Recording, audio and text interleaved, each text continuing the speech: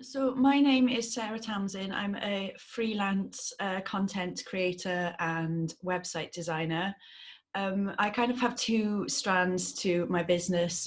One is the work that I do with clients, which is creating content for their websites and designing new websites and a little bit of other sort of digital project management. And then I have my own sort of portfolio of income generating websites, which make money through Amazon affiliates, advertising, brand partnerships. They're mostly passive, but I do have to do a little bit of maintenance and ongoing management.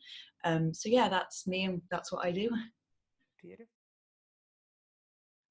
Okay, so the reason why I started doing what I do, why I started this business, was about 4 or 5 years ago. I had a job, a full-time job in a charity that I absolutely loved.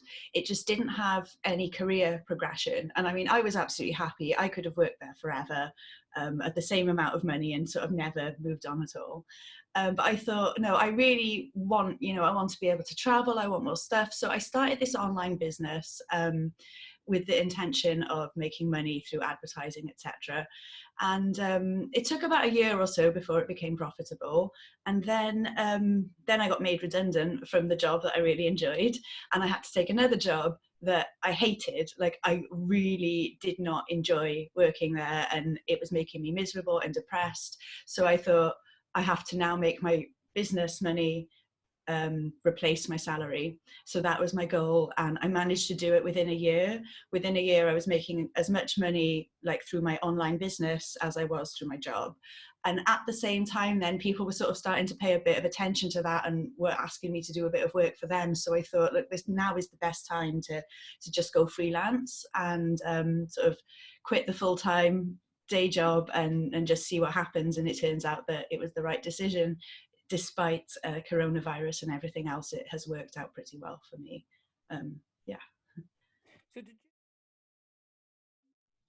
No, it was always supposed to be like a side income. When I started creating websites and writing content with like affiliate links in it and doing search engine optimization and sort of general digital marketing, I always thought, oh, this is just going to be a side income. I'm going to have a main job and this is going to be like extra money on top.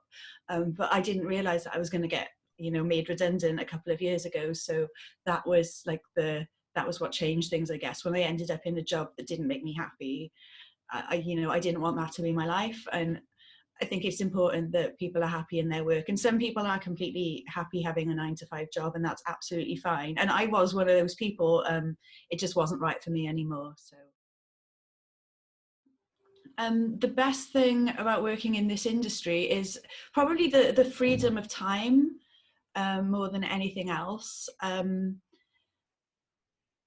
Not having to be at the desk at 9 a.m. and finish at 5 p.m. If I want to work at 10 p.m. or 1 a.m. or, I can, and there's nobody sort of there to stop me or keep track of me. So I suppose that's the best thing about it, is just the personal freedom and being able to say no to projects. I mean, if you're in a job and your manager says, please complete this task, if you don't want to do it, you don't really have a choice. But if a client approaches you and says, oh, please complete this, you can say, oh, I'm really sorry, I'm not able to do that, or I don't have capacity or something. So it just makes just a bit freer, I suppose. I don't have any specific advice for people who are struggling with the work-life balance thing, because I struggle with it myself. As you know, working from home, like I've got an office here at home, it's part of your life. So if I'm downstairs watching television and somebody will send me an email or a text saying, oh, I've got this problem with my website, I really need help, I'll run upstairs to my office and I'll start doing it, even if it's 9:30 p.m. at night. And of course, if you had a job, that wouldn't necessarily be the case, I guess, depending on what type of job you have. But yeah, I don't have specific advice because I'm quite bad at it. Okay, so with the 5to9Club, it's actually quite interesting because I had handed my notice into my job about 2 weeks before I saw an advert on Facebook for the 5to9Club, and it just, like, the way it was worded, and because it was quite local to me, and it was either free or really low cost, I can't remember what it was, but I just thought, oh, I'd be stupid not to sign up for this. So I did sign up, and then the day of the first event, I actually went to a music festival, Boomtown, so I had to miss it. And then I was like, oh no, I'm missing a course to go to a festival, what a shame. But then I did actually go to the second week, and by that time, that was my final week in work. So it did seem like just the perfect timing, really. It was really the timing of it. And then when I got there, I realized that the networking element was so valuable to a new business. All of the other people who you meet who are sort of in the same position as you, having that kind of community was definitely valuable at the time. Actually, since January, I've been kind of involved in delivering and giving advice as well. How do I feel about it? I suppose that I feel that it's a good thing, because I always wanted to have more of a consultancy and training role rather than, you know, practically having to do different things all the time. I always wanted to be giving advice and helping small businesses. And yeah, I'm really glad that they asked me to be involved in that side of things too. I think that it's definitely important to have access to networks and communities where you can collaborate, because it actually allows you to grow your business. So if you're approached to like do some work on a project, but it's either too much work for one person to take on, or you need some additional skills that you may not have yourself. If you're able to collaborate, then that's excellent. Like I've been collaborating myself. I'm a website designer, but I've been collaborating with back-end developers and graphics designers as well in order to deliver a better finished product.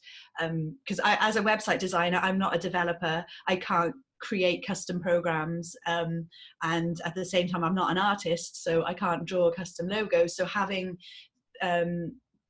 the expertise of other people has definitely helped me grow my business and take on work that I wouldn't have necessarily taken on before.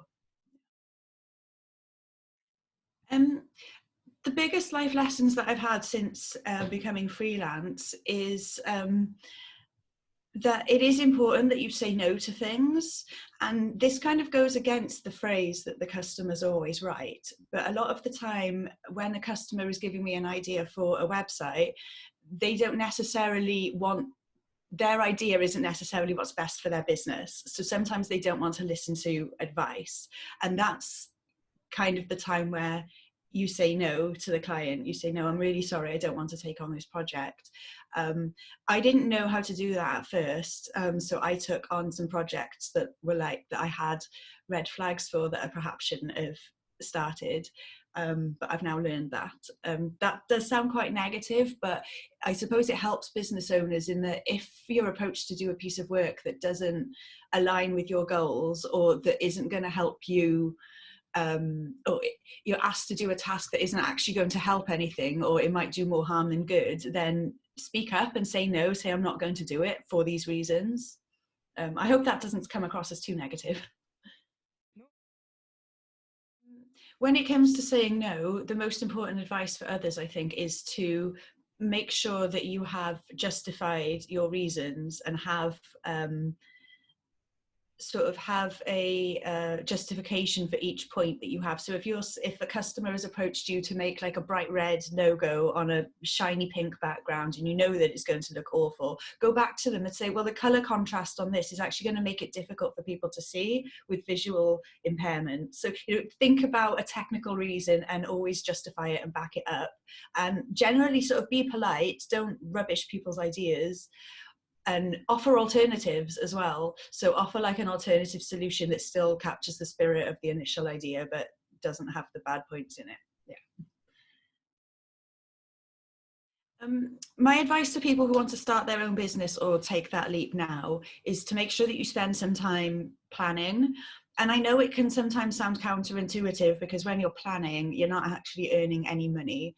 But if you want to succeed, and if you want to succeed online in particular, you have to be strategic, because everybody is making online content. There's something like 500 hours of YouTube videos being uploaded every minute. So it's like, if you want to compete in that world, you have to have a very defined audience. There's no point saying, oh, my customers, like kind of everybody. You have to have like a really defined audience, and you have to have a strategic plan. Like, how am I going to reach this audience? Because they're already bombarded with loads and loads of noise. How am I going to stand out? How are they going to find me? You have to really step back and almost like do a reverse funnel, like put yourself in the customer's shoes and be like, right, so I'm browsing on Facebook. What's going to make me stop? What's going to make me stop and click? You really have to think it through. So spend the time doing that. Review your plans quite regularly and think, if something's not working, you know, break it apart, you know, be like, why is it not working? What can we do different? Maybe we just make one tiny little change that makes a difference. So when most businesses, new businesses, find, oh, something's not working properly, they scrap it all and try something completely new, and that's not necessarily always the best thing to do. Just tiny little tweaks and changes can sometimes make all of the difference. Like, I've seen differences on websites just by moving a button from the left to the right, or something like that, because it's more visible or it's more obvious. Tiny little things can make a difference. So that's actually a really good question, because the next step for me in my business is that I'm currently a freelance sort of sole trader. I am setting up a limited company. I'm actually in the process of doing that at the moment. And I'm creating a lot of resources for small businesses, you know, micro SMEs, almost like myself, people who have started with very little money, and they want an online business, or they really want to make their idea successful, but they don't have the tools, they might not have the skills, or they might not have the resources. So I'm creating a bank of resources that people will be able to like purchase at a one-off cost that will be like really, really low. The whole point of creating affordable resources is that it empowers small businesses, because there's one of the most important skills you need is marketing. And this is where a lot of people fall down, is they're excellent with their trade, their products are amazing, their service is amazing, but they're not very good at marketing, and that's why they don't get customers, and it's a real shame. So I want to, you know, kind of create some resources that almost fill the gap, because there are a lot of digital marketing resources out there, but some of them are not quite specific enough to the needs of small businesses. So I'll be focusing on sort of technical management of your website, WordPress, content writing, structuring content in order to convert well. And I'll be creating like video courses, ebooks, and a newsletter as well that people will be able to pay to access. So I'm really excited about launching that. The reason why I'm doing that is because of, you know, small businesses are not cash rich at the moment, and an investment of a new website can sometimes mean £2,000, £3,000, £4,000, which is still quite on the lower end of things, but that's a lot of money up front. So I think, look, if businesses were to spend, you know, a fraction of that but learn to do it themselves, then they can cut out the agency and they can do things exactly the way that they want. So it's much better to invest in skills rather than just buying somebody in, and that's what I want more and more businesses to do. Because I'm so busy and I can't do it anymore. I'm busy, I'm bombarded with, you know, website design requests all of the time, and I would love it if I could kind of do a bit more coaching and training around it. Yeah. I have a brand new group on Facebook called Digital Rebels, where I am giving out like sort of free advice, doing a weekly Q&A session and posting daily tips, and there's quite a lot of engagement and interaction in there. Quite a lot of people are already making good connections.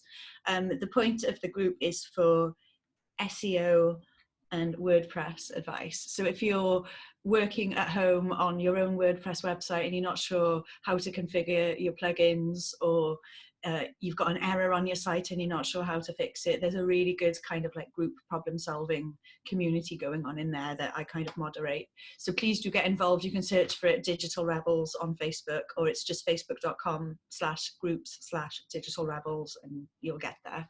And you can ask me questions directly and I try and respond to them. I think within 2 days, I've got like a 2-day turnaround time. So if you've got an issue and it's solvable within 5 minutes, which most of the time it is, I can, touch wood, I can fix it for you. So give it a shot.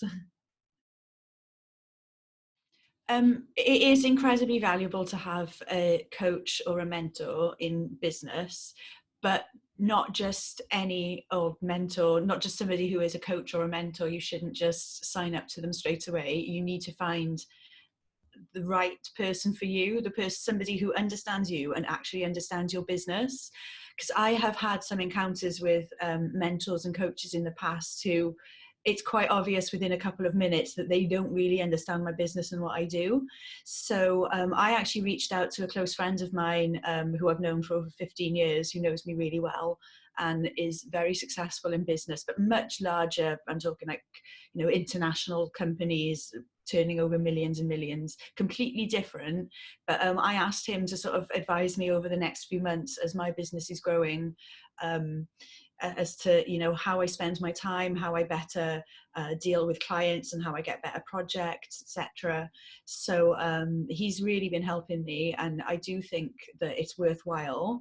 It is an expense. I would, this is a friend, but I'm not expecting them to give up their time for free. And this is somebody who has grown multi-million-pound companies, so I have to pay a significant amount for it. But it has helped me realize that at the moment I'm just freelance, have a business selling products, then I will have a lot more time and I won't be on that treadmill anymore. So the work that I've done with him as well has also helped me sort out some of my admin, some of my financial admin, and some stuff with my accountant. So having that business expertise has been very helpful.